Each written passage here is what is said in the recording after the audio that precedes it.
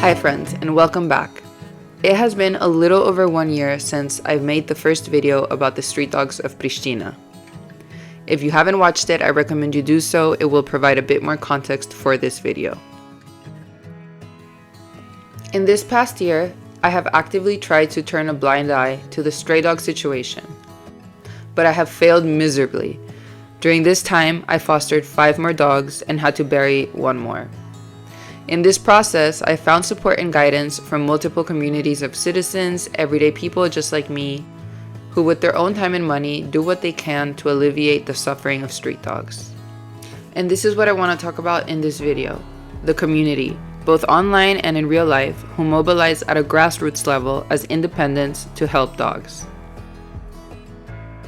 As a foreigner who moved to a new country, the first way that I found these groups and these people to connect with was through Facebook. There are a few social media groups with the same goal, but this one is definitely the most active. With nearly 23,000 members, the group is used to look for people who are willing to help in whatever means they can.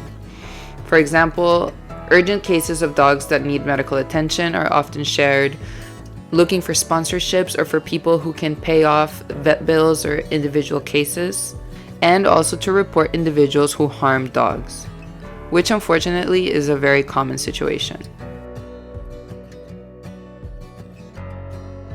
We have been called to go rescue a dog in Kosovo that is in very bad state, so we are gonna go pick him up and take him to the vet.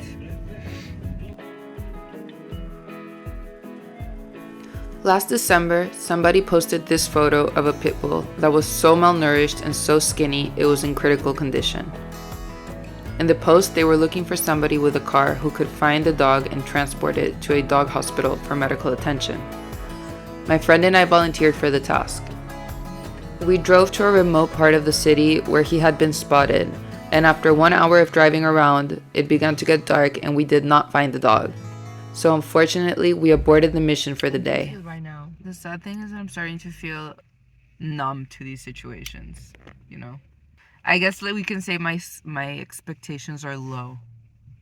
Yeah, my expectations are low too, but I hope we will get to find the dog. At least find him in whatever condition he might be. Fortunately, another volunteer found him the following day, and the dog embarked on a long journey to recovery.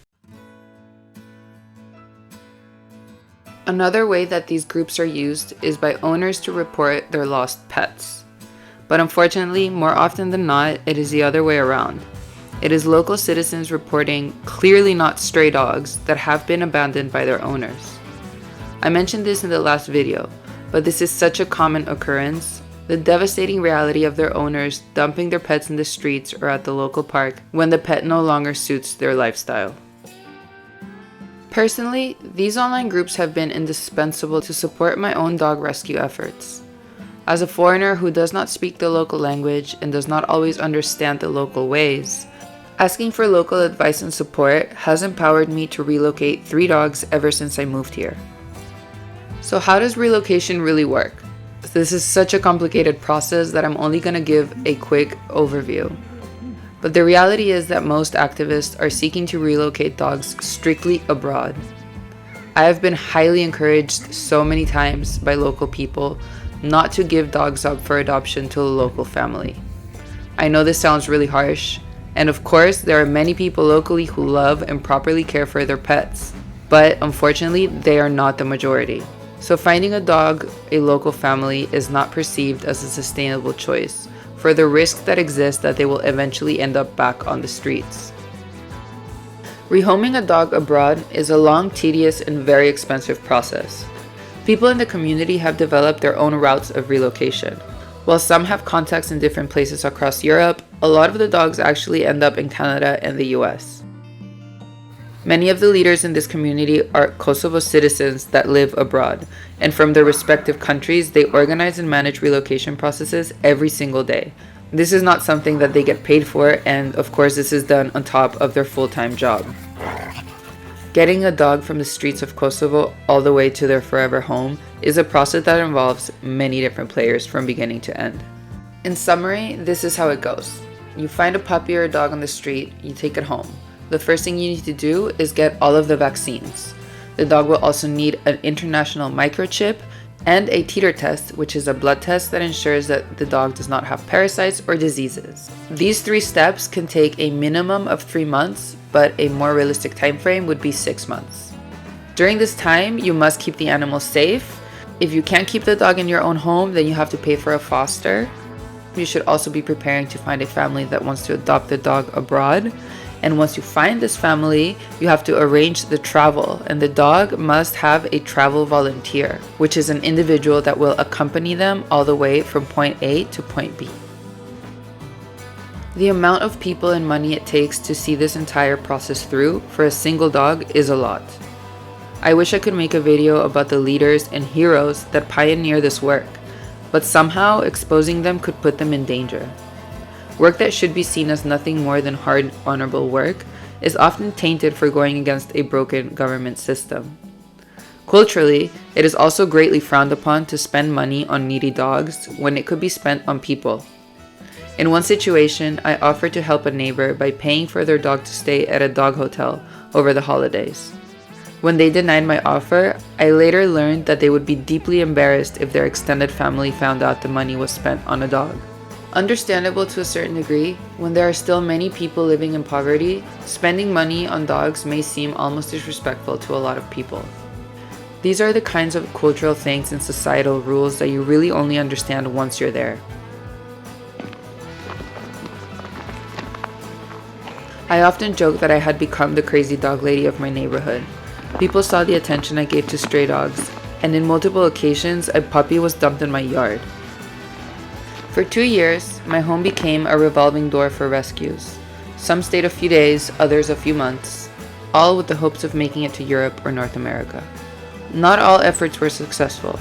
Elvis is still roaming the streets of Pristina because he would not be accepted for adoption in most EU countries due to his pit bull mix. Or Foxy, who I nursed for a whole week, cleaning bloody stool from the floor. Unfortunately, like so many, she lost the battle against parvovirus. We lost another puppy to the tragic situation of parvovirus in Kosovo. So we are now going to clean this room, which is very much infected. We're going to bleach everything, and we are going to move forward. After a few of these defeats, I decided to actively turn a blind eye to roaming puppies, because mentally, emotionally, and financially, I simply could not continue fostering.